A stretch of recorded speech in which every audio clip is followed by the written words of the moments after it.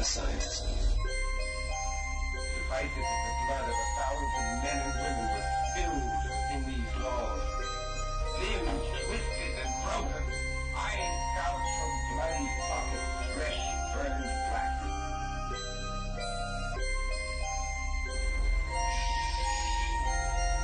Please. No way to death. In death, there are no accidents, no coincidences, no mishaps, and no escapes. What you have to realize is that we're all just a mouse that a cat has by the tail.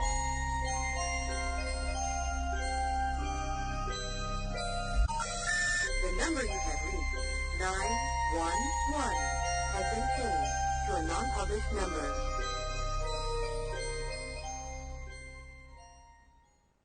Warning, the following show contains conservative posturing, radical Christian ideas, and may offend pagans, Wiccans, Islamic fundamentalists, and other unenlightened individuals. Callers and guests may be subjected to brash and offensive comments by the hosts and any other type of bullying tactics available. But that's okay.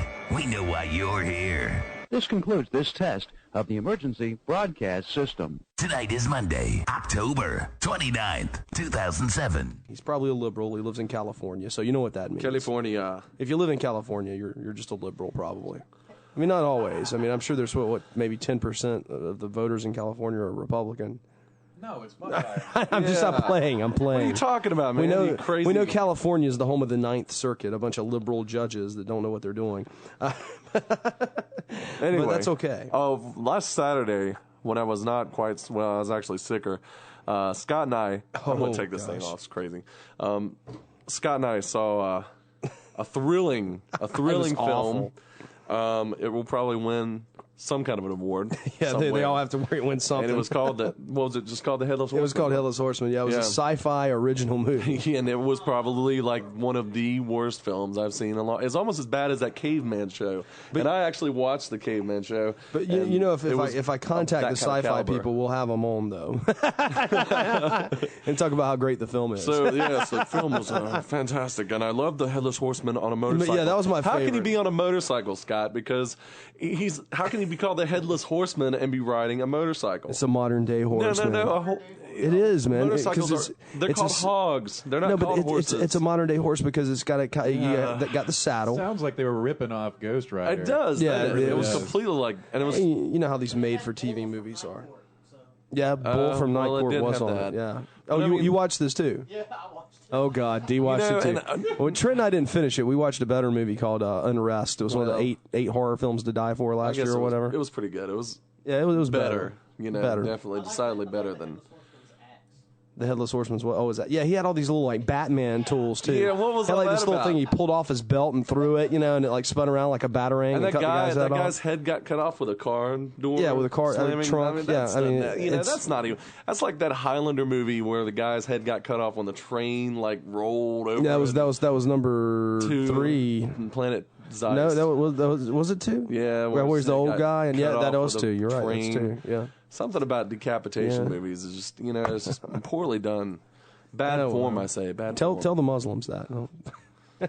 I don't think they make movies about the Headless Horseman. No, they make decapitation movies, though. Oh. Yeah. Oh, I see now. Yeah. I'm sorry. I'm a little off today because I'm not all feeling right. so well.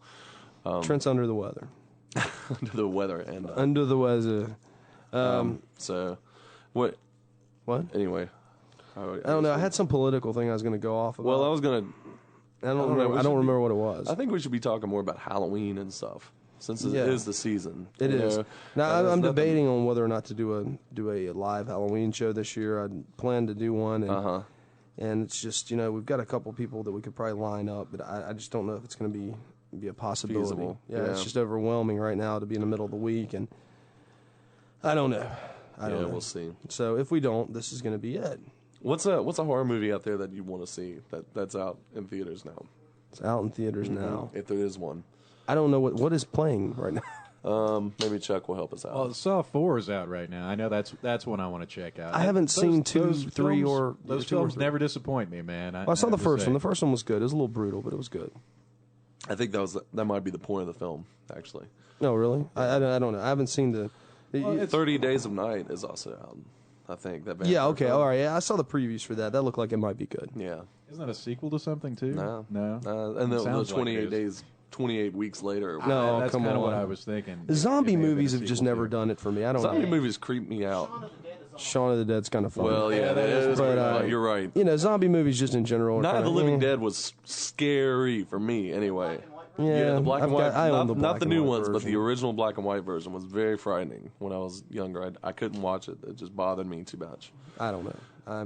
Other than that, most other zombie movies I don't really care for. They're just gross. You know, but they're just, I don't know. I guess it's just, for me, it doesn't really, they really don't do anything for me because they're so slow. They're so unrealistic, and it's just like, oh God, oh look. Well, wait a minute. Yeah, how could, ooh. Well, it's more like, I guess, you know, in order for the movie to work, there has to be hundreds of thousands of zombies, you know, because you can easily outrun them all. I understand. So you have to run into other, oh crap, there's some in front of me. And they all just end up turning into just a big hack and slash flick. I mean, every one of them. Zombie movies. Seen, totally. Because it's like, well, what do you do with them? Kill them. Kill lots of them because there's so many of them. Well, they just keep coming. Yeah. It is pretty your gross. whole party that you've been fighting them off with turns one by one, you know, and that becomes a little formulaic too. Yeah, it does. So that's why I say the first Night of the Living Dead, the original, and none others. Anyway, tonight we have John Kachuba. I hope I'm pronouncing that right. He's going to let me know, I guess, in a minute. Ghosthunters, on the trail of mediums, dowsers, spirit seekers, and other investigators of America's paranormal world. And basically, he's the author of Ghost Hunting Ohio, Ghost Hunting Illinois, and other books. He's a certified ghost hunter. I've got to figure out what this is. That's interesting, yeah. And he's investigated over 100 locations, haunted locations, throughout the United States. He's also a frequent speaker on the paranormal at conferences and on the radio here and on television. Let's welcome John. How you doing, John? Hi, how you guys doing? We're doing good. We're doing good. You're a certified ghost hunter? Yeah, how's that work? Well, and keep in mind, the word is certified and not certifiable. Gotcha. Okay, just so that's clear now. Well, you know, when I was writing Ghosthunters, I was interested in learning more about what it meant to become a certified ghost hunter, because I was at a conference once where somebody handed me a business card, and it said certified psychic investigator, and I was kind of intrigued by that. And so I did some research on the internet to find out what this meant, and I found out that there's a lot of different sort of titles, like certified psychic investigator, certified ghost hunter, registered ghost hunter. I mean, you name it. There's even somebody on the internet who calls herself a licensed ghost hunter. No, licensed by whom? Exactly. That's the question. Licensed by whom, you know? So I wanted to check this out, and I ended up taking a course with Patty Starr in Lexington, Kentucky. I don't know if you guys know Patty, but... No, I can't say that I do. Yeah, well, she's a pretty big name, actually, and, you know... No, we missed one. Go ahead. No, I took a course with her, and it was a ghost hunting class, you know, for lack of a better word. And she did a really good job, I thought, in sort of going through all the different kinds of equipment that, you know, ghost hunters may or may not use, how to use them, how to set up investigations, how to record them, how to make sure you're getting all the right kind of evidence and making sure you're keeping good records. She did a really good job, and the course was like a 2-week course. And at the end of that, I mean, I got a piece of paper that said I was certified, you know. Cool. Yeah, that's neat. But, you know, and so I kind of make light of it in my book, in Ghost Hunters. It's in a chapter called License and Registration, Please. Yeah. You know, and, I mean, it recalls I was pulled over by a cop in Illinois once because of my car, which is, I'll tell you about that in a second. But, you know, I say, okay, so I'm certified now. What does this mean? Does this get me a good parking space or something? No, it doesn't give me anything. But what it does mean is that I just took a little extra time to really learn pretty much as much as I could about, you know, how to do ghost hunting instead of just sort of going out there and doing it, you know, on the fly or just kind of messing around. So I think it was good for that only. And there's a lot of courses like that, and they range in quality, they range in price. But if you find a good one and you're really interested in this, I think they're beneficial. You know, you can forget the label, you can forget the certified. That's a little bit funny, but, you know, you do get something out of it. Well, you know, our friend Lloyd Auerbach, actually, he does some kind of course. It's like a college-type course on parapsychology. Right. That's right. And I was wondering if that may have been what you were alluding to. But we'll get back to your car story. I noticed that you did a chapter in your book on our friend Joshua P. Warren. Yes. Right. And how did you enjoy your time with Mr. Warren? He's a strange guy, isn't he? Very much. And I got to say one thing. I just returned last week from a paranormal cruise to the Bahamas. So you were on the cruise with Josh then? I was. It was a lot of fun. We were supposed to be there. Oh, what happened? We didn't get enough people to buy tickets. It's a shame. It was great. It was a smaller group than Josh and I had anticipated. I was sort of helping him promote it, through my contacts as well. Oh yeah, he didn't have as big of a group as he wanted either. I talked to him the other week, and he wasn't too happy with what he got. Well, we had I guess we ended up with about 24 people roughly. But, everybody had a good time, and they had a lot of fun, and they enjoyed it. So, I mean, that's what it was about, We're in the movie with Josh.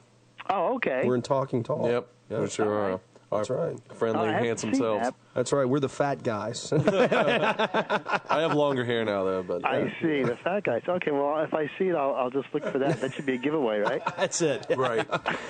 I think all guys in talk radio are fat. We sit down. And we're not really fat. We're just we're pleasantly plump. Okay, that's good. Well, tell us about getting pulled over, though. Yeah. Let's hear the car story. I was in. Well, I've got this car, which actually is on eBay right now. I'm auctioning it on eBay. And I need to say right up front that all the proceeds from this car auction, 100% of them are going to UNICEF.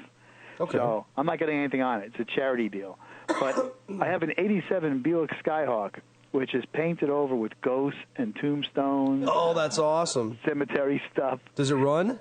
Yeah, it runs well. It's only got 110,000 miles on it. That's not bad. And it's a car that I literally took to investigations throughout Ohio and Illinois. It's been to conferences. It's been to book signings. It's kind of made the rounds. So, hey, I don't know. I may have something in the trunk. I may pick something up along the way. Now, how can people find this eBay listing? Well, you can go to eBay, and you can just put in Ghosthunter, one word, Ghosthunter car. Put that in the search box on eBay, and it's the only Ghosthunter car that'll pop up. Imagine that. Yeah, no kidding.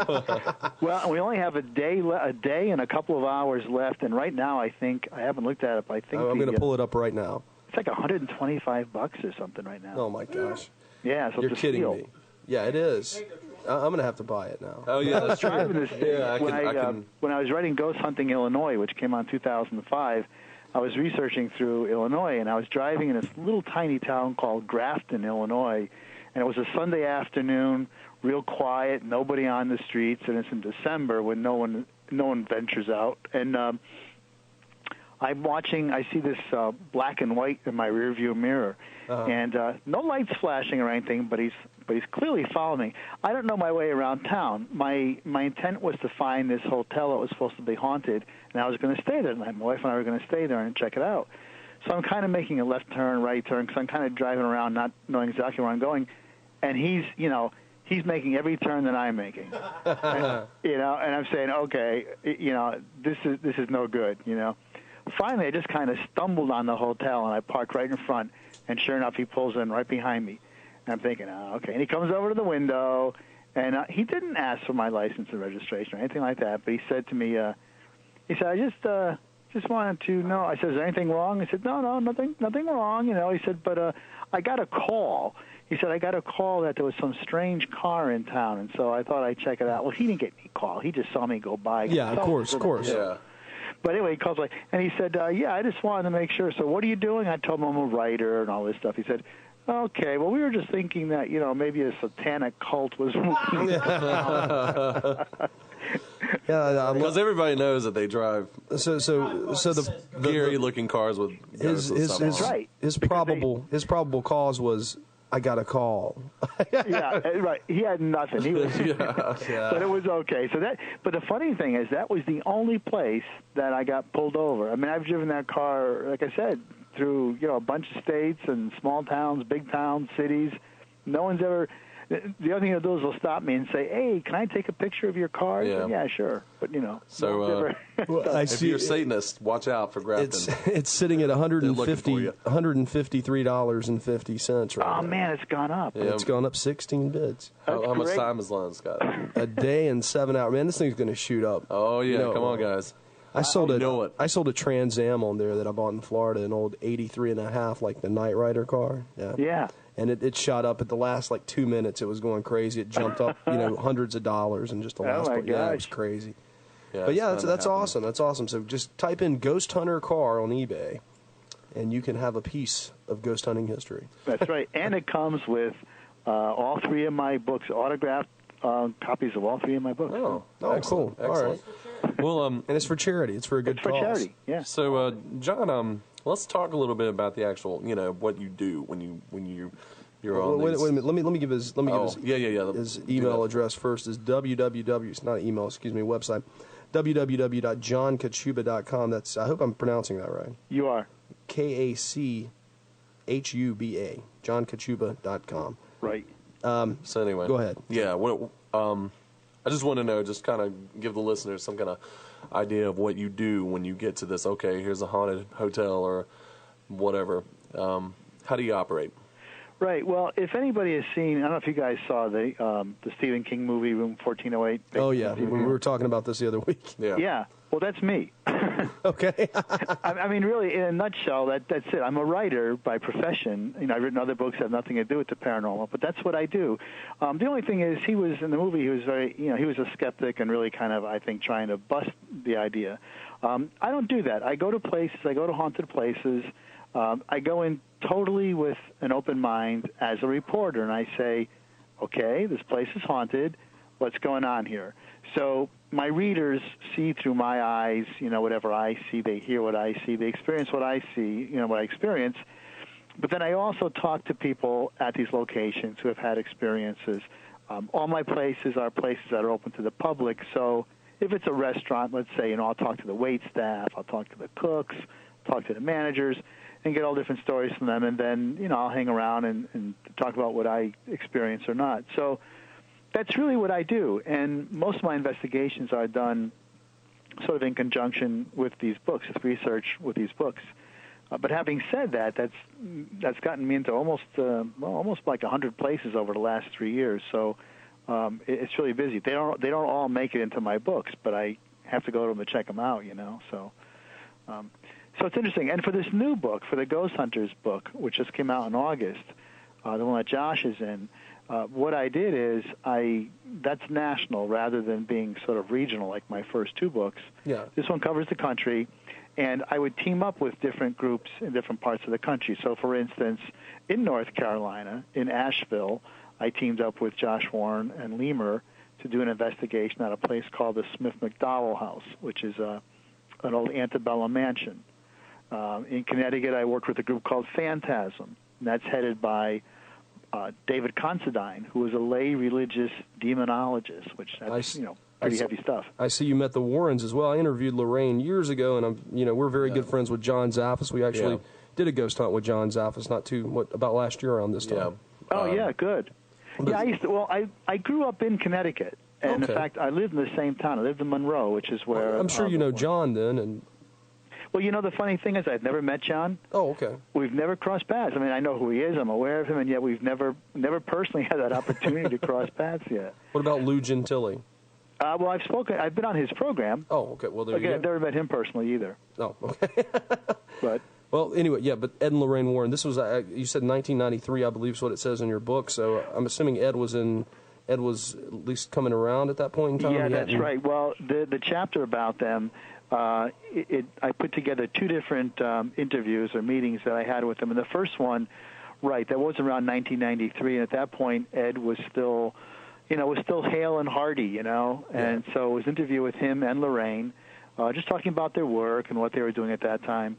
And then the second interview is, I guess, was done around 2004 maybe. And at that point, Ed had already suffered this massive stroke, which I'm sure you guys are aware of. Yeah.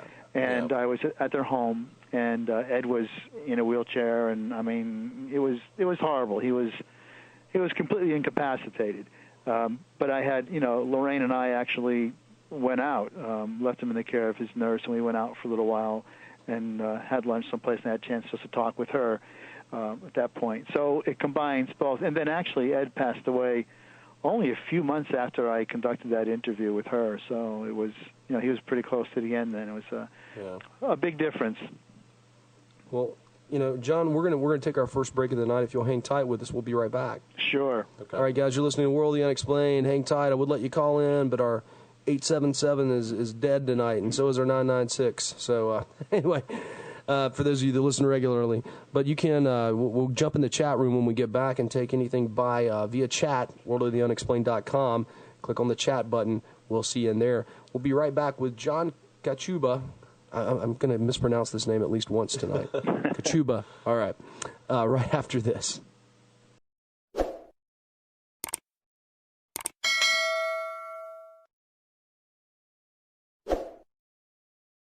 We are World of the Unexplained. Tonight we have John Kachuba, writer, ghost hunter. Guys, certified ghost hunter. John, you there? We hope so. Okay. You run him off. Okay, so John, let's talk about some of the stuff in this new book you've got out. Sure. It's a wide-ranging book. I mean, my first two books, Ghost Hunting Ohio and Ghost Hunting Illinois, were simply locations in the states that, in each respective state that I visited. But in Ghosthunters, what I've done is I've combined a lot of different things because my interest in the paranormal has gone beyond just sort of checking out a haunted location, saying, "Oh yeah, hey, we've got ghosts," or "No, we don't." I'm interested more now in sort of the people that are in the paranormal field and what they're doing. I'm interested in some of the larger questions about, what does it mean? What is a ghost? What does it mean? What is the afterlife like, and all this kind of stuff.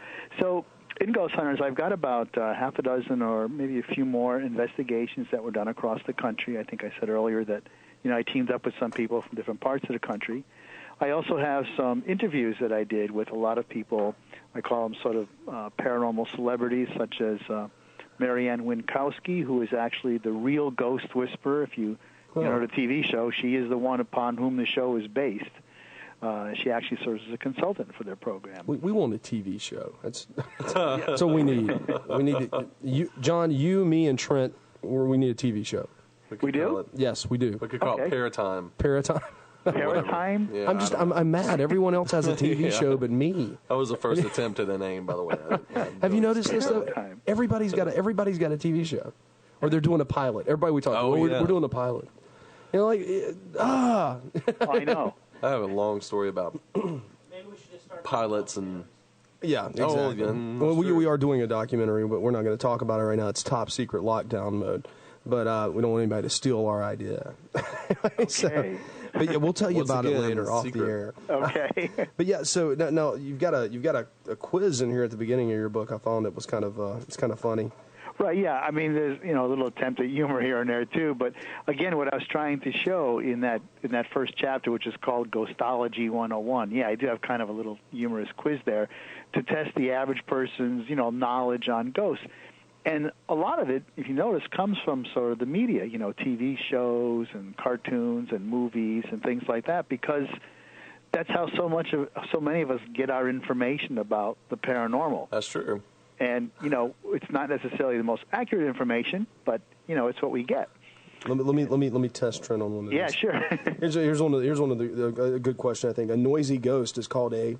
It's German. Yeah. Poltergeist. Yeah. Well, see, you didn't let me read the answers, but yeah, you're right. Choice. Yeah, it's multiple choice. Yeah, of course they are. Who wrote The Exorcist? Stephen King, William Peter Blatty, Peter Straub, or Dean Koontz? All wonderful writers, by the way. Yeah. But the answer is obviously William Peter Blatty. But yeah, I didn't get the answer. Oh, I'm sorry. I'm sorry. But yeah, okay. Well, I'm going to get off the quiz thing, John. I'll let you take back over here. No, I was just saying. But this is a good point to bring up, because what I was trying to do in Ghosthunters was really show just how popular an interest in the paranormal has become, in this country. I mean, worldwide, but I mean, especially here, and probably within the last, half a dozen years or so. You mentioned earlier, you got a pilot, everybody's got a pilot, right? I mean, it's incredible, but look at all the number of TV shows that are actually out there now about the paranormal. Mm-hmm. And you're right, everybody that I talk to just got finished shooting a film, they've got a pilot, they're talking to somebody about producing something. So that's all there. ghost books. I mean, I'm certainly not the only person writing these things. Oh, no. And they're coming out by the score now, you know? So there's that. There's radio shows like yours. I mean, 10 years ago, what was there? Coast to Coast, maybe, and, you know, maybe a few others. Well, you know, I was here in 01. But, yeah, you know. Yeah, I mean, well, exactly. And now, I mean, there's a lot of programs. There's a lot of podcasts. I just got back from this weekend. I was a speaker at the Chicago Ghost Conference up in Chicago. And, you know, ghost conferences, who would have heard of a ghost conference 10 years ago? No, you're right. They're all over the place. You know, you would think it's a conference where there wasn't anybody there. I think that's a ghost. Well, I mean, I think part of the reason that all that's going on, and you know, this is from my, as John Zappis calls me, the heretic. This is from my take on things from the biblical leanings that I come from. Is that it's predicted in the Bible. These are the things that you talk about the end times coming and everything, and the increased knowledge in the paranormal and things spiritual like that. I think it's I just brand everything a demon and move on. Yeah, that's so, nice. But so what are your feelings on that, John? I mean, how much of the stuff have you actually experienced that would you consider it more demonic or just more not? Well, I think to politely disagree, I don't put a lot of stock in the idea of demons too much. But having said that, I certainly believe that there are negative entities out there, and in fact, sometimes very strong negative entities. But the way I look at it is this, and of course, this is all theory and my opinion, and every opinion and theory I think is valid because nobody's got the answer right now. Yeah, we do. We do here, but do go ahead. Everyone's always really touchy when they come on my show. I think they're afraid of some of the old shows where I rip the guest a new one. I don't know. Go ahead. Well, I just try. I don't want to be insulting to anybody. Oh no, we used to insult people all the time here. Go ahead. It's all right. But if you guys want to, we hate political correctness here. We strive against it. We really try to avoid. Anyway, it. Tell us how you really feel. Well, so what I was saying. No, for me, the way I think, I look at it this way. I think that there is some kind of an existence after death for us. I don't know what that is, but I do think that in some way we continue on to some place. Okay, that's pretty generic. But what I believe is this, is that if you are a good, honest, decent, loving, upright person in life, that's how you're going to be afterwards. But if you are mean, biased, hateful, lying, deceitful, all the great adjectives, if that's the way you are in life, being dead isn't going to change you. You're going to be the same way. No, Chuck, you're screwed. I'm sorry. Yeah, you cantankerous old curmudgeon sitting there with your bags of money and your monocle. There you go. Sorry. But see, this is what so I think for me, when somebody talks about, encountering really, really bad things out there, I'm thinking, yeah, okay, there's no question you've made contact with something really negative, something mean, something hateful, vindictive, whatever.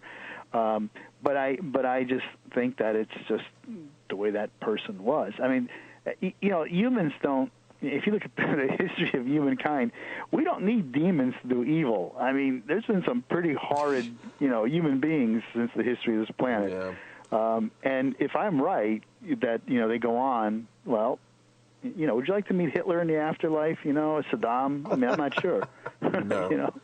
But I mean, that's a really good point too. That they, hateful people would be hateful ghosts, I guess. That's what I think. I mean, I don't know what would suddenly change you. I mean, I mean, if your psychology or whatever. I mean, whatever is connecting you to this world is, that also makes you continue to be who you are. You see what I'm saying? I mean, when you pass on to that other place, then maybe your way of thinking may not be as it were here because you don't have a body and all yada yada yada. But so I don't know.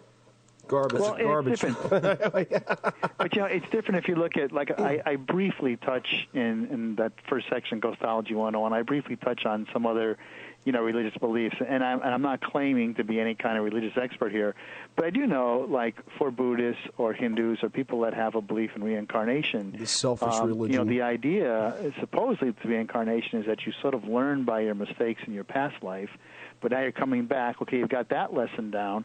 Now you got to learn another lesson. And so you keep learning these lessons until eventually you reach a point where you're sort of complete, or you've kind of learned it all, if you want to say that.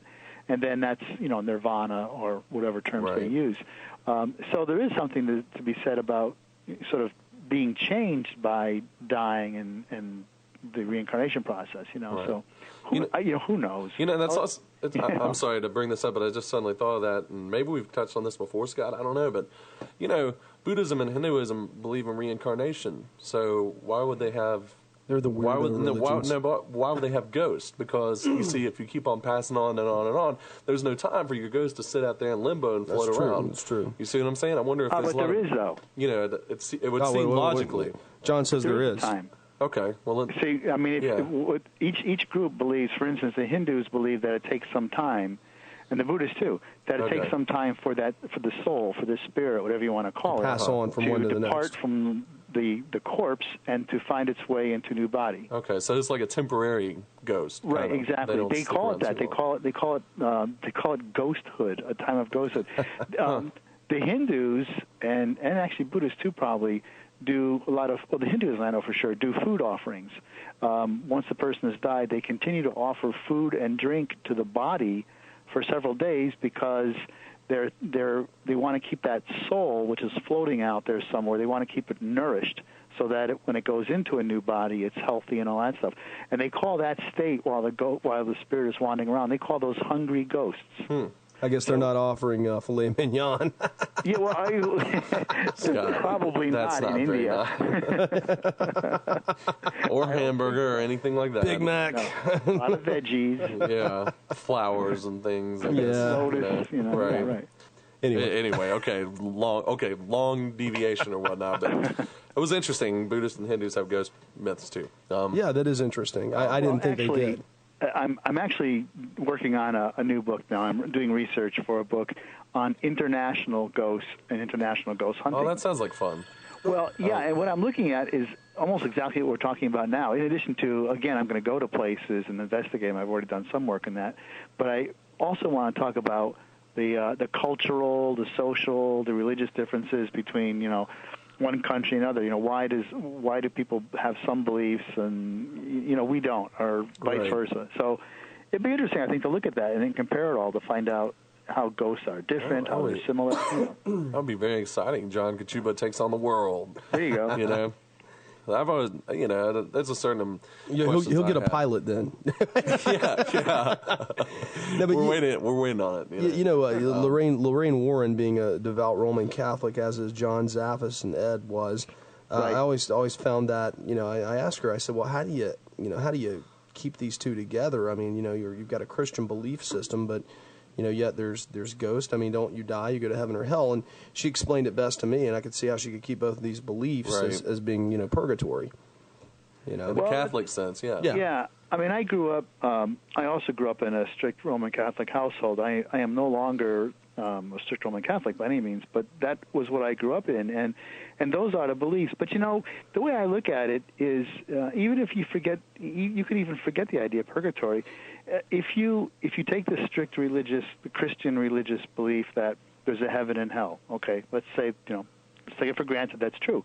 Well, when somebody dies, they're going to go to heaven or go to hell. It's up to the Creator to figure that out. But we don't know how long that takes. I mean, there's no reason to think it's instantaneous. There's nothing in the Bible that says you immediately, collect $200 and pass go.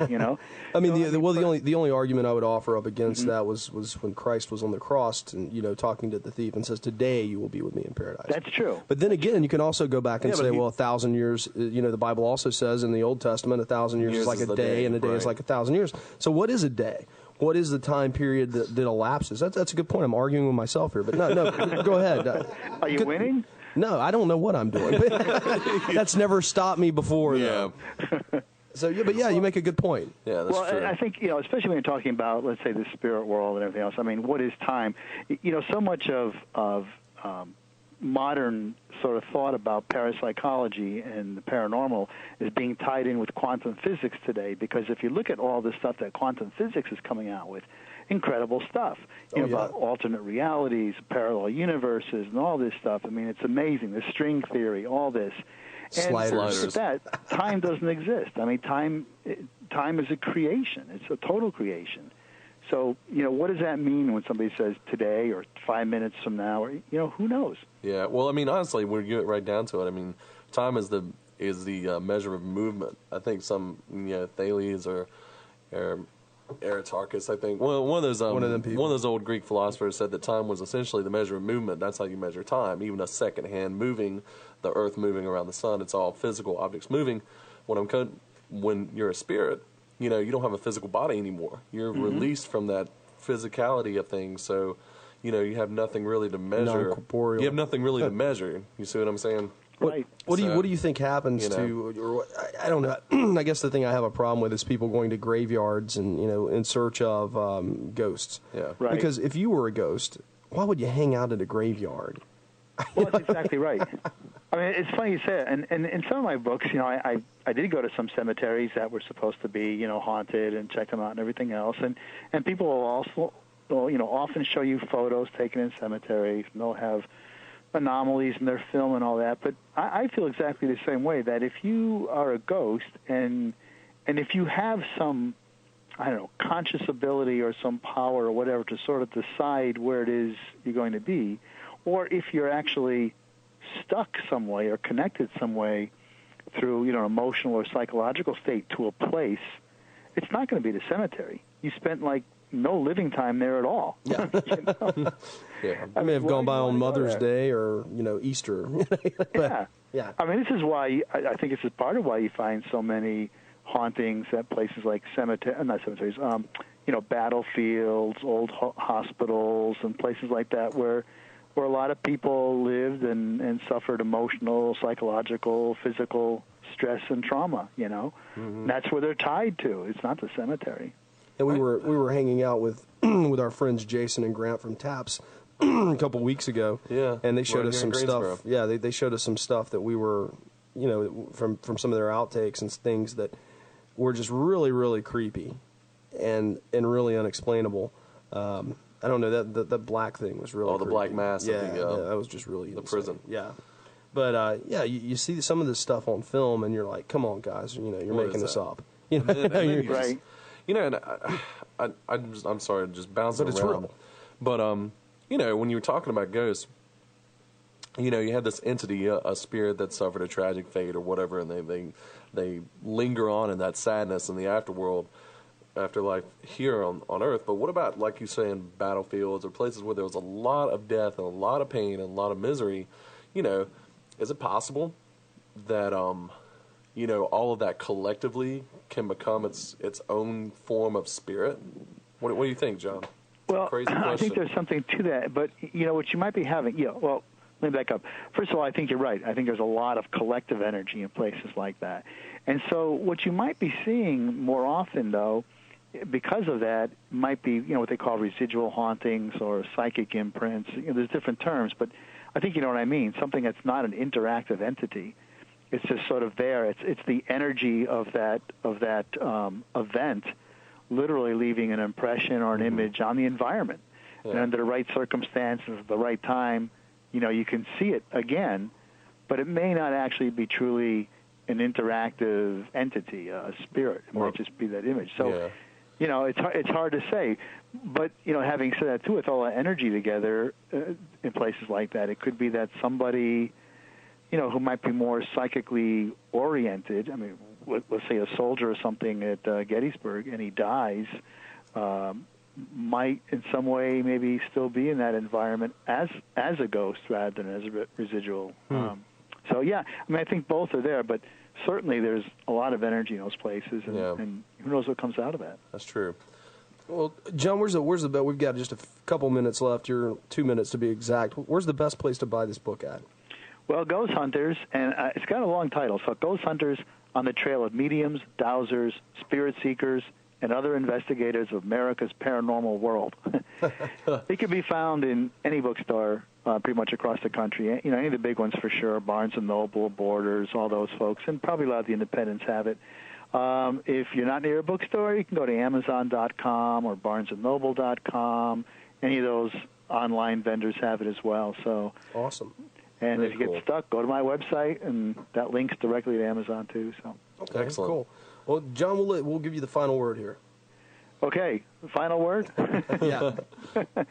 Well, I just want to say that I think in the last couple of years, I started to say earlier, there's been a lot more interest in the paranormal, and I think there's more and more people that 10 years ago would never even thought about saying they had any kind of psychic experience, who are now willing to talk about it.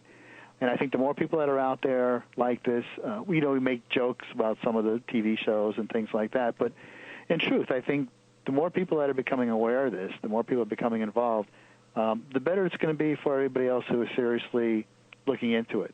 I think we'll be finding answers, relatively soon, because there are so many folks involved in it in a serious way, and so many new ones coming on every day. And that's what Ghosthunters talks about. That's what the book talks about, pretty much that kind of attitude and an approach. All right. Excellent. Well, thank you so much for coming on the show. We'll have to have you back. Yeah. No, thank you, guys. It's been fun, and I'll be happy to come back. Yeah, let us know when you got something else out on the presses. And I certainly will. Okay. All right, John. Thanks so much for being on the show. All right, thank you. Take care. You too. Right. Bye-bye. Bye. John Kachuba, www.johnkachuba.com. We're going to be right back on World of the Unexplained with the author of Edgar, Mr. Patrick Doyle. Hang tight, guys. We'll be back in just a short little bit, 5 minutes from now. You're listening to World of the Unexplained. Sorry the phone's messed up. Go to our chat room. We'll talk in there. We'll see you soon. And we're back on World of the Unexplained, tonight in the paranormal world. I'm glad I got all that out of my system. I'm glad you did too, yeah. Anyway, where were we? Oh yeah, we've got someone else. Patrick Doyle is going to be with us here in a little bit later. Author of Edgar Font's Hunt for a House to Haunt, the Castle Tower Lighthouse. This is Adventure 1 of an ongoing series. You can see a little bit about it at www.edgarfont.com. That's a little bit of a different. It's different. It's a kid's book. I didn't realize that when I booked the guy on the show. We've been wanting to get Daniel Cohen on here for a long time, and he's done tons of kid. I can get a hold of him. I should probably. Yeah, I agree. I think he'd be a pretty good guest. He'd be a great guest. So, it's not a big deal. Wonder what he's doing Halloween night. Daniel Cohen. Yeah, probably doing Halloween type probably saying, things. what are you going to do Halloween night? I have no idea. I'm here by myself. Yeah, it's okay. Sorry, Scott. It's all right, man. This whole thing is taking a very melancholy twist now. Yeah. You think you're getting trick-or-treaters, man? I don't know, man. I'm that house on the hill. It's kind of creepy looking. Yeah. I never get any, man, at all. And part of it is, I think... It's because Chuck turns the lights out and pretends like he's not home. A good amount of the time. But even see? Oh, busted. Chuck, how can you? Even when we've set up for it, the most trick-or-treaters we've ever even had tonight were maybe 6. Yeah. And it just may be the demographic in my neighborhood. A lot of elderly people live there. Not a whole lot of children. That's what it is, though. Chuck's one of those crotchety old men that like turns his lights out and pretends he's not home. Halloween. I hate Halloween. Of course, he was also the same. I'm gonna keep my candy. He was also the same kid at like 7 years old that was like, groaning and moaning about, we know they're home, man. We know they're home. We're gonna soap their windows. And exactly. For the trees, man. Oh, totally. He was that kid. Chuck was that kid. And that's the funny thing about it. I was a nasty little kid on Halloween, man. Oh, Lord. Oh, really? Oh, yeah. What'd you do? I definitely get you. Well, the whole night before, man, was it Devil's Night? They call it down here in the South. Yeah. Sometimes they call it Cabbage Night, apparently up north. Cabbage Night. Go I've heard and that. egg your windows, egg your mailbox, maybe your car, throw the toilet paper up in the trees. Well, I was just thinking about this today when I was driving down the road. I was thinking, I was coming back from court in Danbury, and that's a good drive for me. But I love grandstanding out there. It's a great place to be a lawyer. Good old country courthouse, like 2 courtrooms. It's great. It's an hour away. It's up near the Virginia border. And, I'm driving back here and, watching all the autumn leaves fall and everything. And I'm coming back to my office and I'm thinking, I never realized when I was a kid how few Halloweens you actually have when you're a kid, Yeah.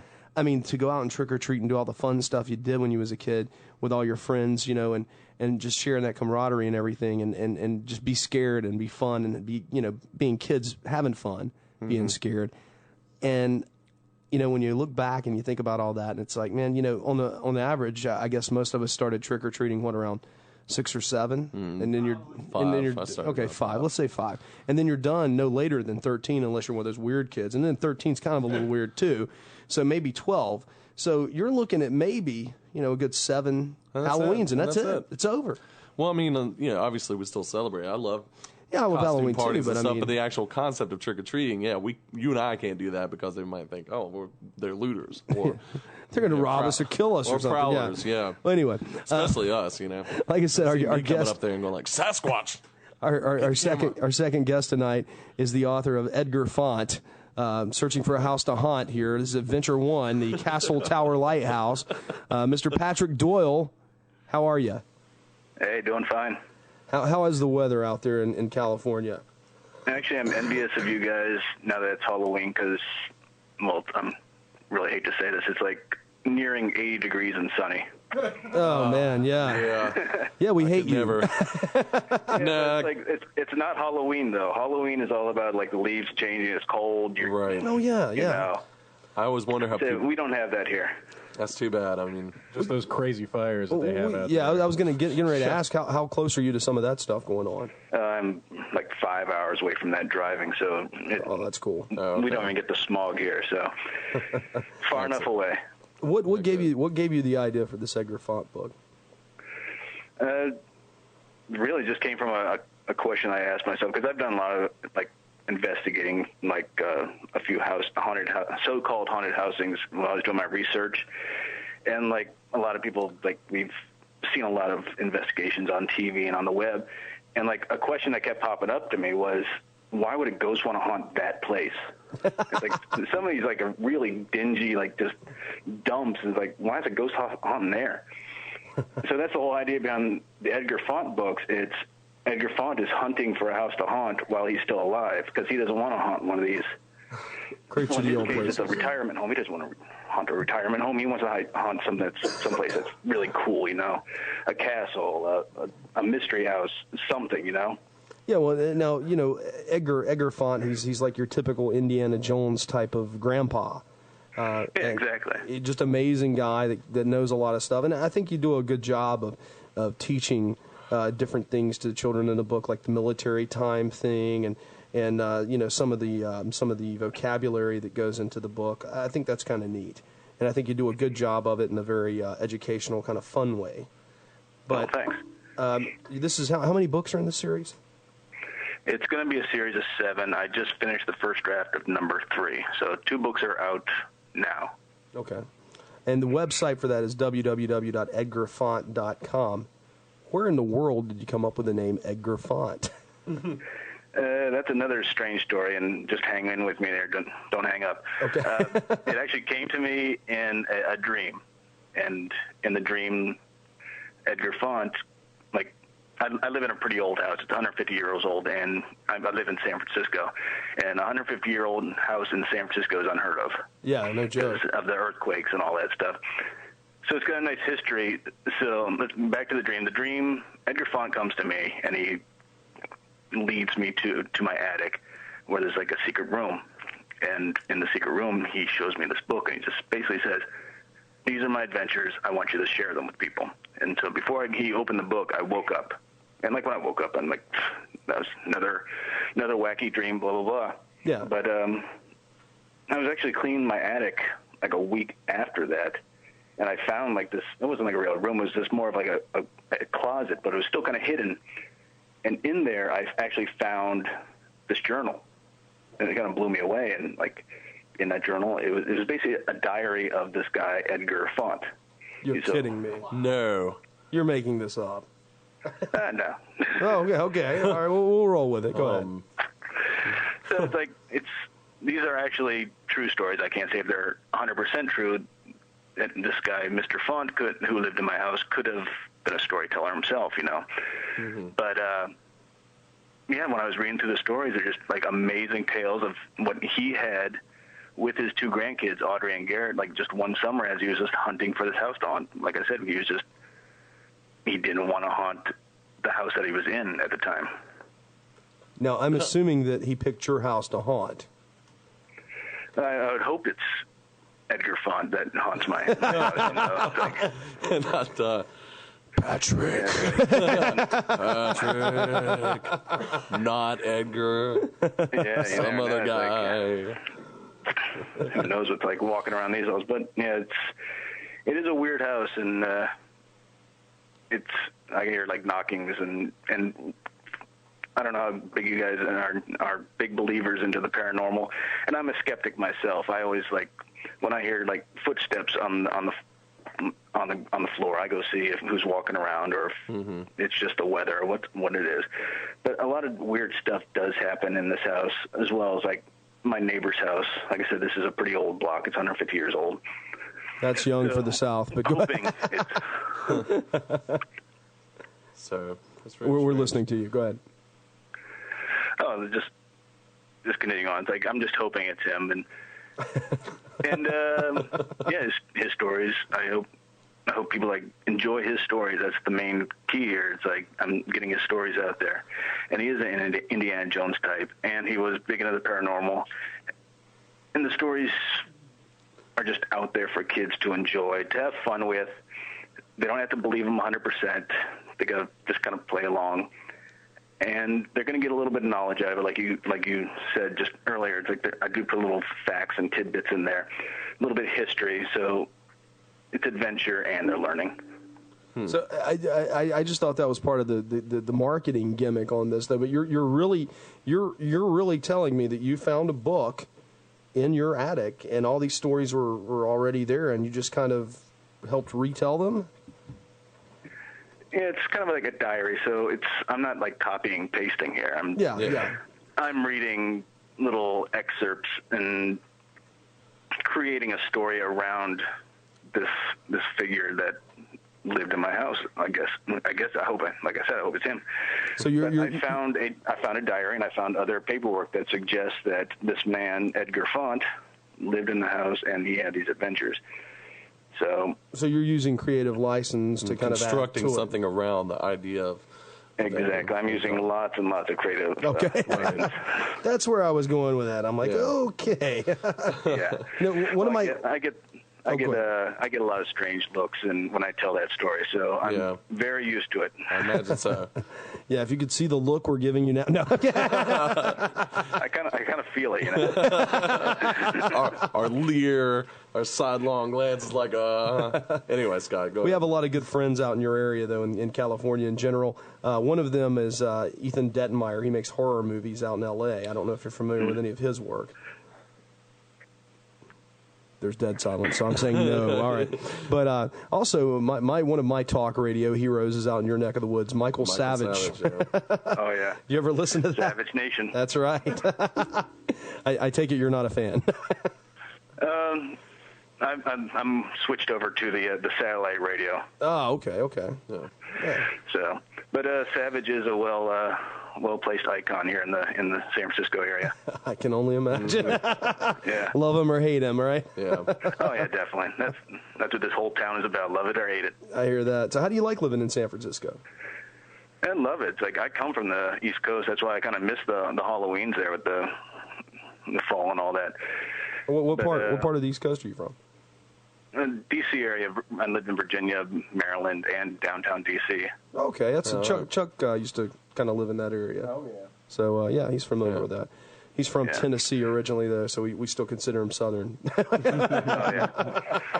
Well, I was born in South Carolina, so they still consider me Southern. Oh yeah, we're in North Carolina, so we're neighbors. Not really. We don't consider South Carolina. No, that's Florida. That's Florida. That's not in the South. Right. Yeah. That's the upside down Yankee state, Florida. But yeah, that's awesome. And you remember what it was like being a kid. I'm assuming you spent most of your time in Virginia, Northern Virginia? Yeah, Northern Virginia, Springfield, Virginia. But you remember the great season changes right before Halloween hit and all the trees and oh yeah.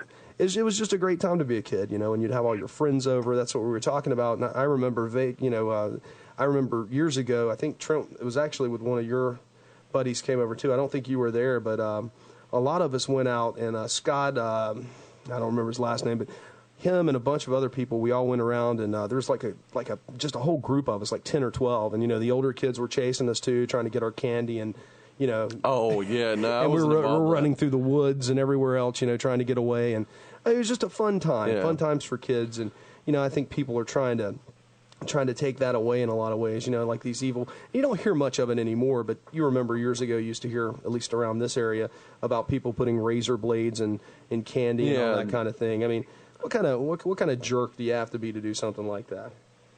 Yeah. But yeah, I have a lot of memories of those on the East Coast, but yeah, we definitely don't have that here in the city. Well, I'm sure you still have a good time out there, though.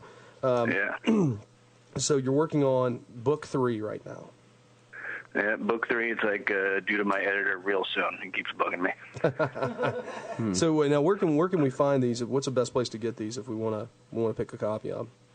I'm told they're hitting the shelves. Like I said, 2 books are out. Like the first one, which you have, the Castle Tower Lighthouse, and the second one, Fakersville Power Station. They should be on bookshelves now.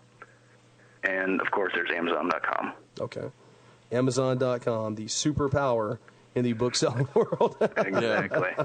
They truly if you can't are. find it there, it doesn't exist. Yeah, no joke, no joke. Yeah, seriously. What's so when did you start writing these? This series I started writing 2.5 years ago, but I've been writing for about 10 years. Okay. What's some of your other work? Nothing published. I started out in screenwriting, actually. So I wrote 5 different screenplays that never really made to the screen.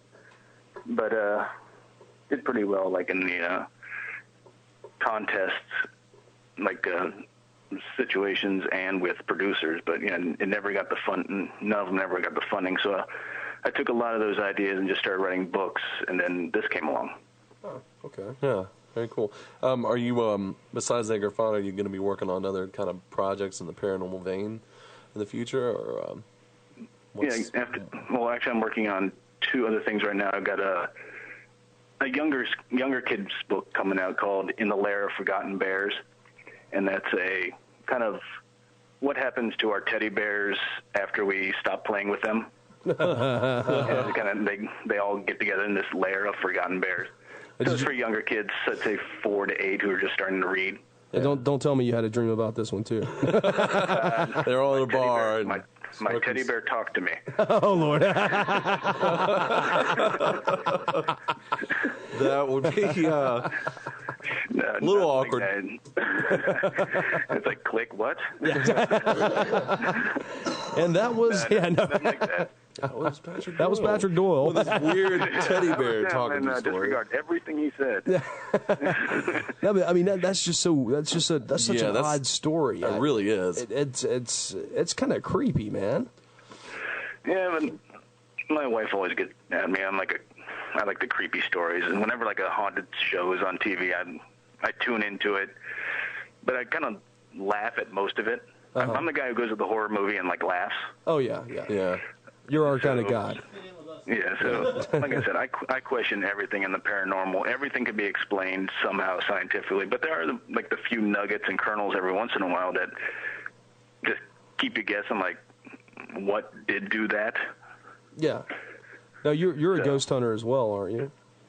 What's that? You've done some ghost hunting as well. Yeah, I like everywhere I go, I kind of go to like so-called haunted locations and poke around, like try to do some EVPs and take photos and get the whole history of the place.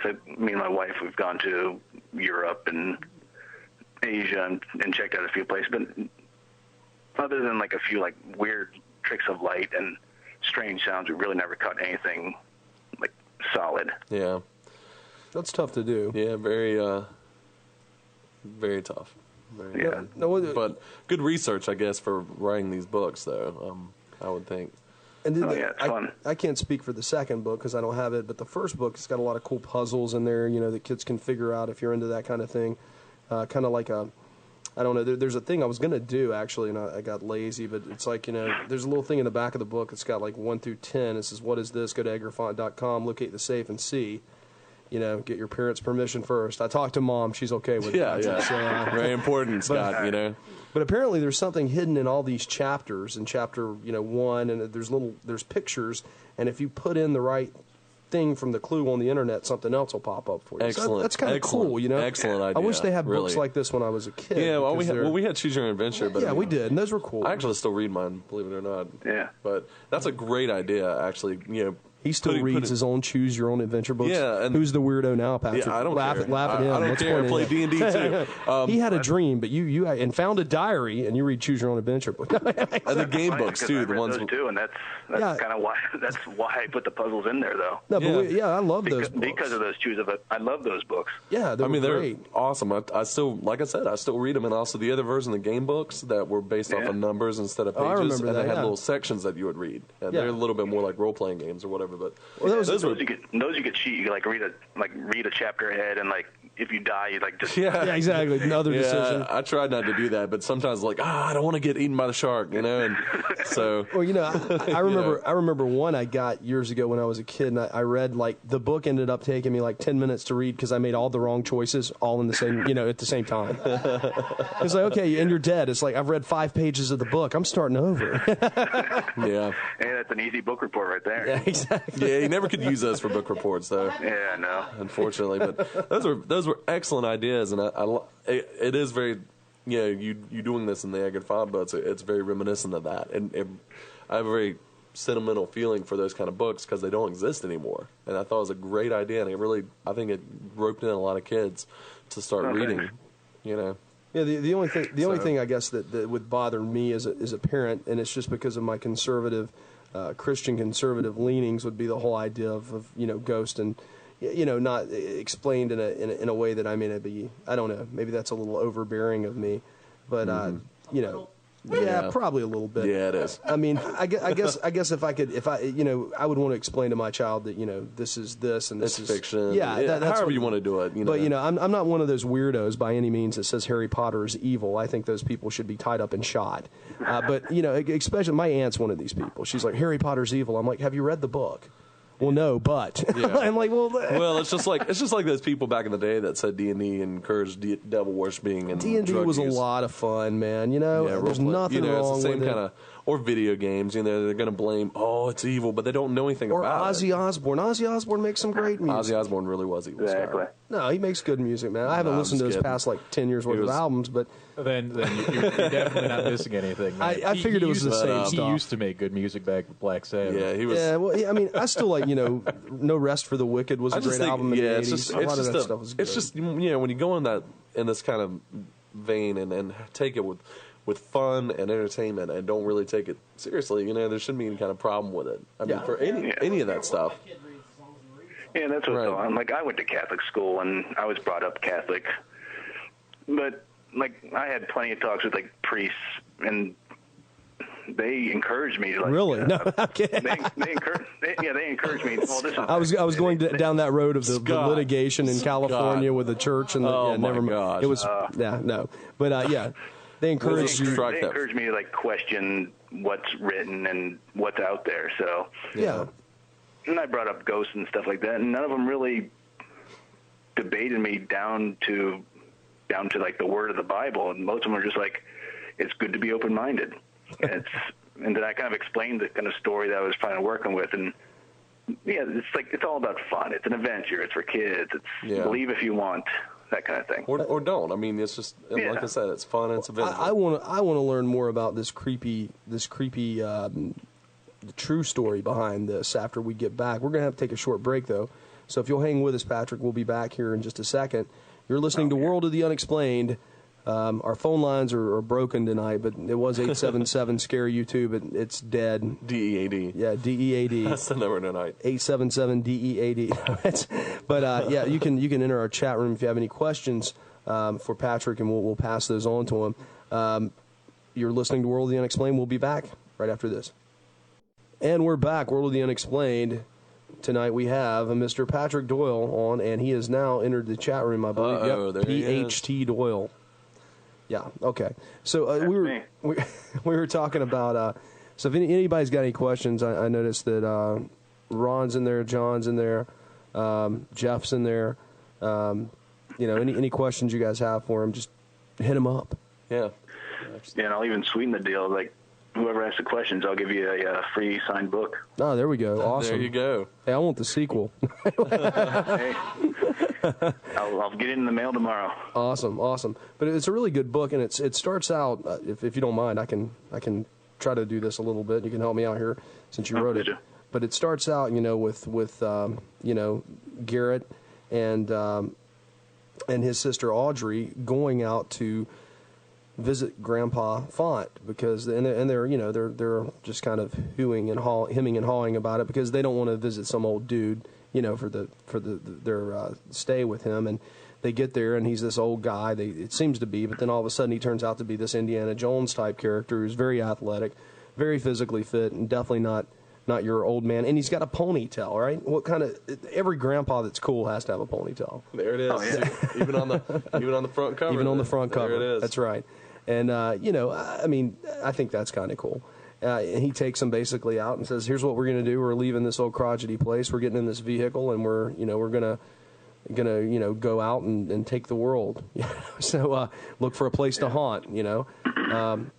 Where did you come up with the idea for the Castle Tower? As far as the idea with all the puzzles inside? It's like I've always had like this huge fascination with lighthouse. I used to summer in Cape Hatteras all the time with my parents. Oh yeah. So the Hatteras lighthouse is like on my mind. Like I have like photos of it hanging up in the house like that.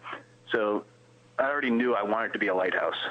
And then as I was just writing and like playing off these little clues in the diary, the puzzle just kind of came to me. And it's like hard to explain. It's like as I'm writing, sometimes I'll think of one part of the puzzle, and then another part of the puzzle, and then I'll have to go back and add some stuff. And so the puzzle it never comes fluidly. It just kind of comes as a work in progress.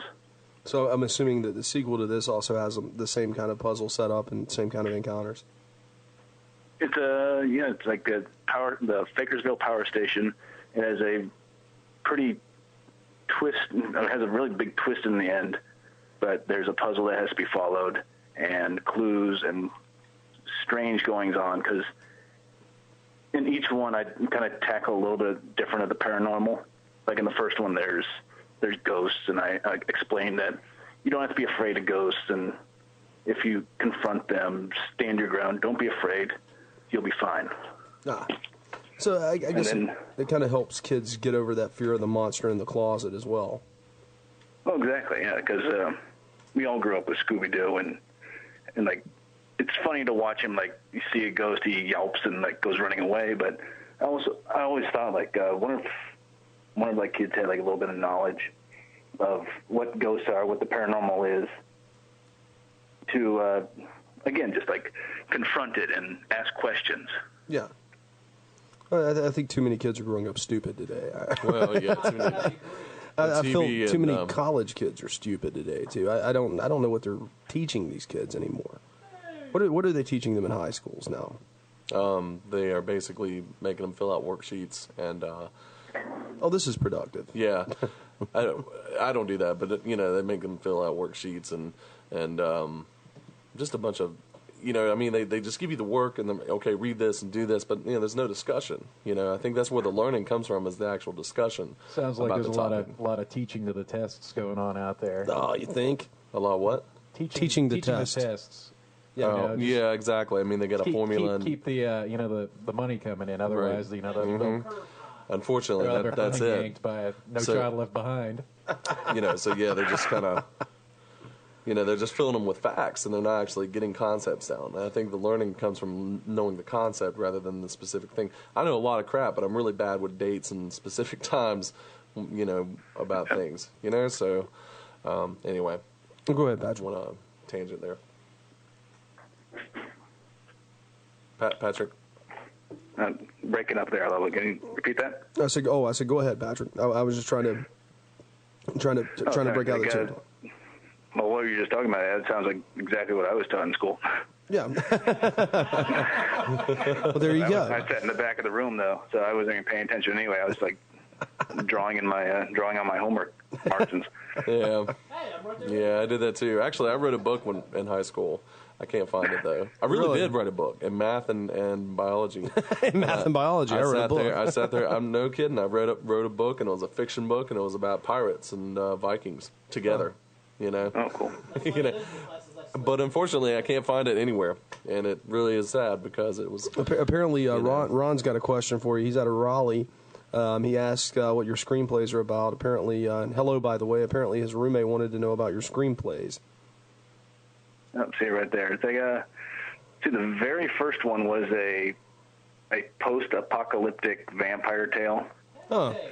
So it was called what was it called? That was a long time ago. That was 10 years ago. Blood Extinction. And it's kind of funny now that Resident Evil has like a movie called Extinction out now. Mm-hmm. Yeah.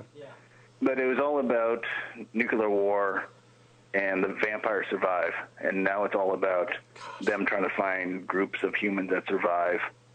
So they can basically feed on. Crap. Wow. So at the end of the world, vampires are still around.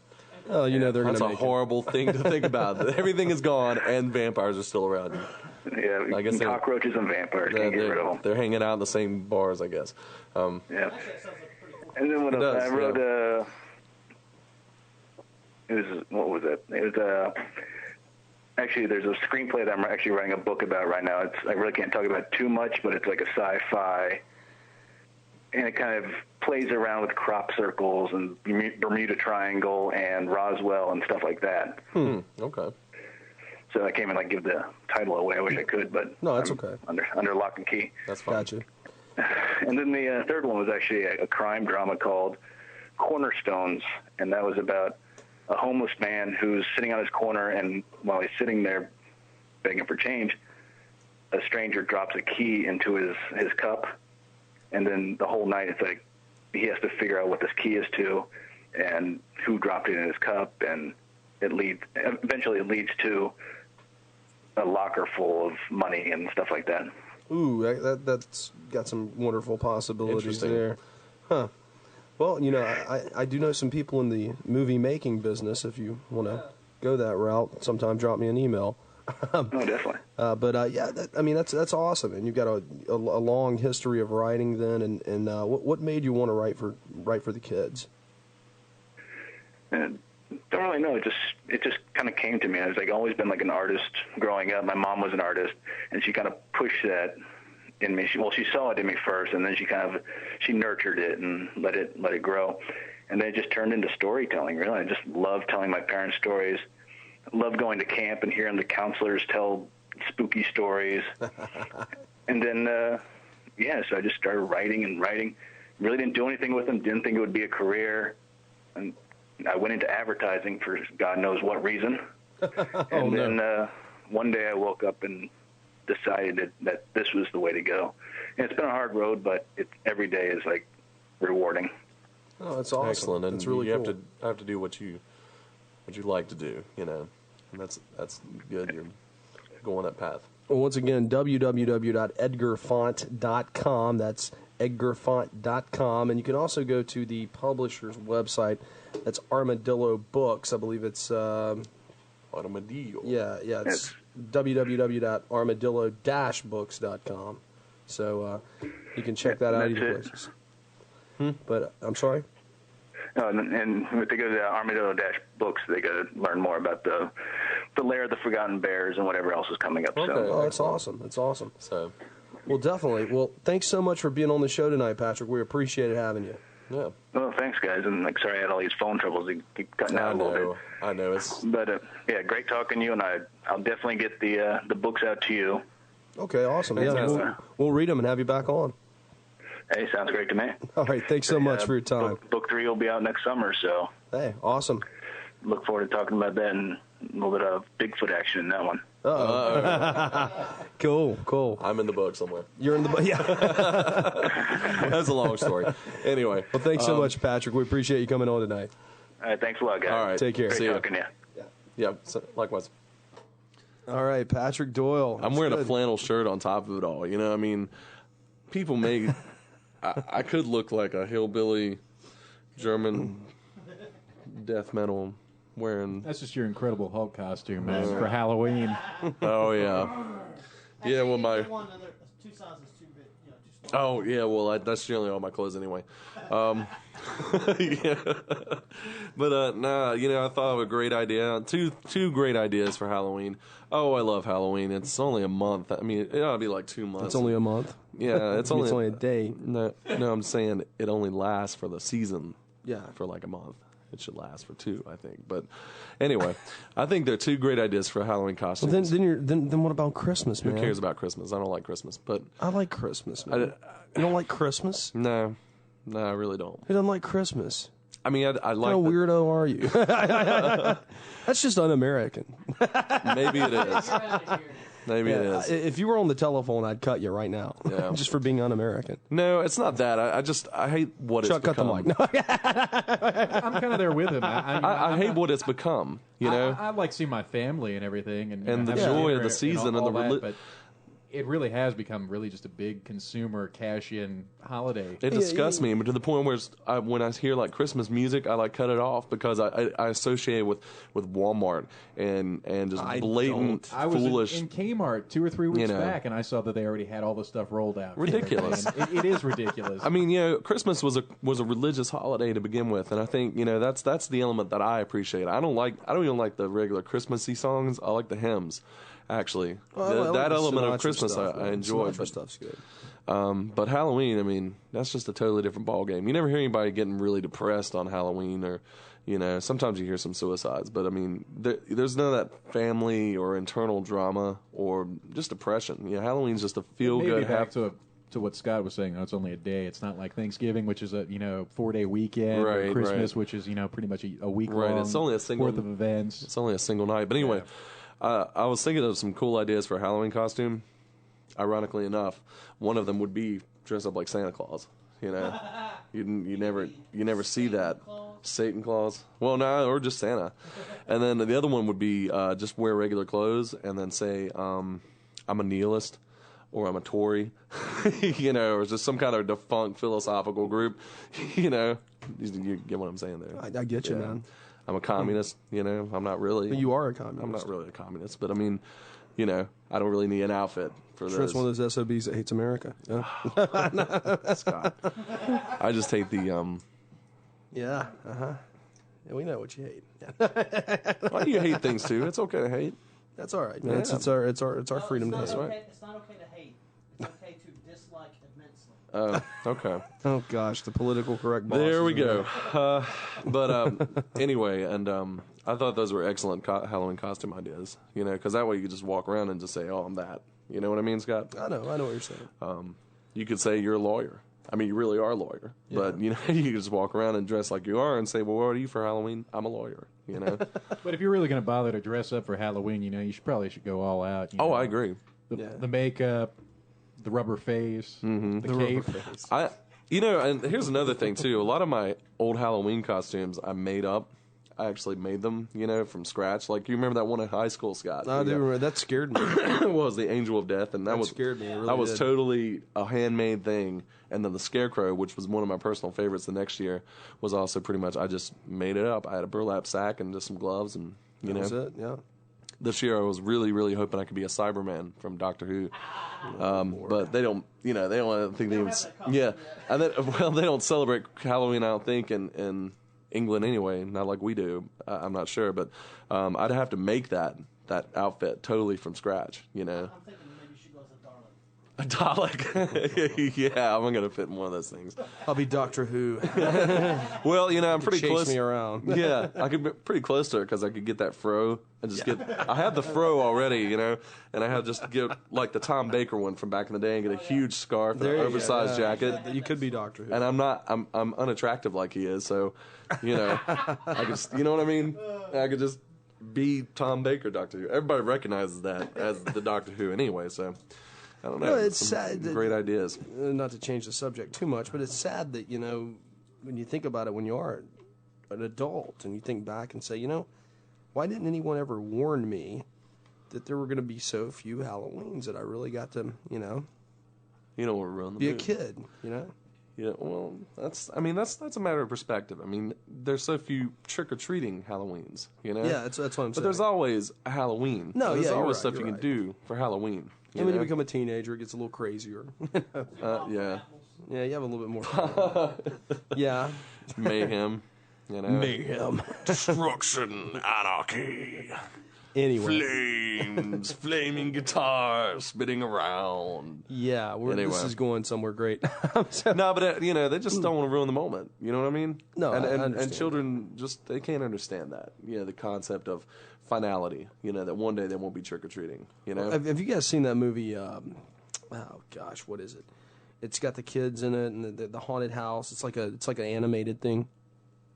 I know what Monster you're talking House. about. Yeah, Monster House. Yeah, have you guys seen that? Yeah. Isn't that cool? That's a cool movie.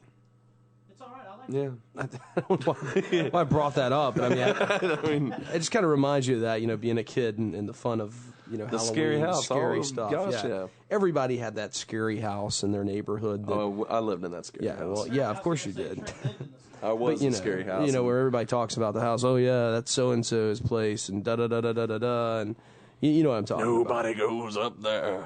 And I've seen X, Y, and Z happen up there, and it's always the same story, and nothing really ever happened. It's just a bunch of kids being kids, talking a bunch of trash. Sometimes it really happened. Well, but I mean, in general.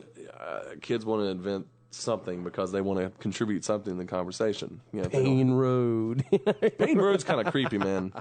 You know, Payne Road's kind of creepy. Yeah, and I've only found it like a couple times. We need to go out there. They've repaved it, though, so it's not nearly as creepy. It's not a dirt road anymore? No. And that's kind of creepy, too, for a number of reasons. People saying, get off my property, or... Yeah, the shotgun thing. Right. I mean, that's like the reality of it. And I think that's the real scary. You might be a ghost. Yeah, I mean... And then also the fact that, it's just a creepy place up in... where is that, Stokes County? Northern Forsyth, Stokes County. Yeah, it could be in Stokes. I'm not sure. It's either Northern Forsyth or Stokes. I think. Yeah. And people up there, man, they still think they can shoot you. So I mean, I guess they can. Anybody can shoot. No, they somebody. can't shoot you for going on their property, but they think they can. So that's all that matters. That's what's scary about it. Yeah. Get off my land or I'll kill you. Wait a minute, I'm not doing anything. I don't care. They don't call the police there, man. They don't call 911. They dig a hole and throw you in the back. They'll just feed you to their pigs, man. Yep. Just like Bricktop from Hannibal. Snatch. Yeah, I was going to say like that movie Snatch, where the guy fed him to his pigs. As greedy as a pig, Oh, gosh. That's a nasty scene. Yeah, it kind of is. But, yeah, there's all kinds of stuff. I know that Scott and I have gone on a number of those, gone scary places with a bunch of us, and we'd try to see things. Yeah. I mean, that was fun. Those are always fun. Yeah, a lot of times. Yeah, the only problem with a lot of haunted houses is that they're on private property, so you basically have to break laws. Yeah, and you don't get want on to trespass. Property. We're not advising anyone to do that. But nor do we know anything about that because we've never done that. The last before. creepy night though, I remember Trent and I having was with actually, huh? Yeah, that's great. Yeah. No, well done. Yeah, Chuck's only dreaming. He wishes he could be involved. So anyway, there was. He's like, "Can't we make that night happen again tonight?" Well, you remember we used to play that Brokeback Mountain thing? Because it was so funny. It's probably around here somewhere. It probably still, is. If not, I could always give you another I'm copy sure of you it. could. It's a nice song, actually. Believe it or not, it is actually a pretty beautiful song. It is. Yeah. But it was. Facts. We're working on limited time. No. So it was one of the cool things that one of the creepy nights that we did. It was me and you and Stephen Doyle. You remember this? And we went and saw Dracula. Yes, over at it was in the movie theater. Right. Just something about that night after the film. It was just kind of a creepy ride home. And what happened? I don't think anything did it? I don't remember. No, but I think I don't believe it did either, but something about that film, we were sitting out there in the. I mean, we watched that film now. There's nothing really that creepy about it, I guess. But I guess Gary Oldman does a good job. Yeah, he did. But I think we were in high school at the time. Cool. Yeah, we were in high school at the time, so it was one of those things where it kind of made it kind of cooler, I guess. Mm-hmm. But we used to ride around when we were teenagers, searching for all kinds of crazy, scary, things to run into. I mean, in a lot of ways, you had when you think about it, you have no cash, really. Yeah, so you can't go anywhere and buy anything. You can't drink or anything. Yeah, because you're underage. And, You know, so I mean, so what are you going to do? You're going to ride around in the car because that's all you can do. That's all you can. Exactly. I feel sorry for the teenagers now because gas is like $3 a gallon almost. Well, and all their parents have those monitors. In their automobiles now. So they know exactly with closed circuit where you are. TV and all that good stuff. How many hours you're logging on the car? OnStar. Yeah. So don't worry, we're gonna find you. What are you doing out there? Yeah. And I don't trap your kids. Let them go look at the creepy house and possibly get chased out by some people with guns. And I'm not advocating any of this stuff. One of you trips and falls and nothing at all, sprains your ankle, and you're really scared that you're gonna die, and then the cops show up and. Anyway, let them do that, because it's a learning experience. Get them involved in the paranormal and realize how to do it the right way.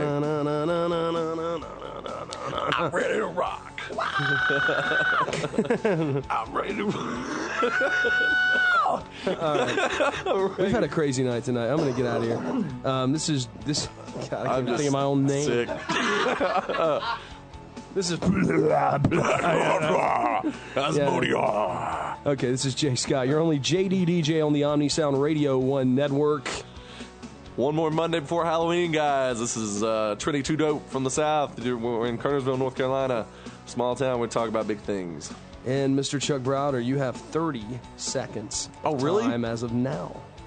It's a lot of time to film. Man. I mean, I thought we were it's just one of those we out taking to work for you. Yeah, sounds good. All right, let's He's like the silent Bob of Wotu. Let's hear something.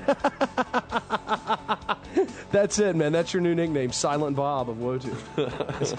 All right, Chuck, get us out of here, man. We out!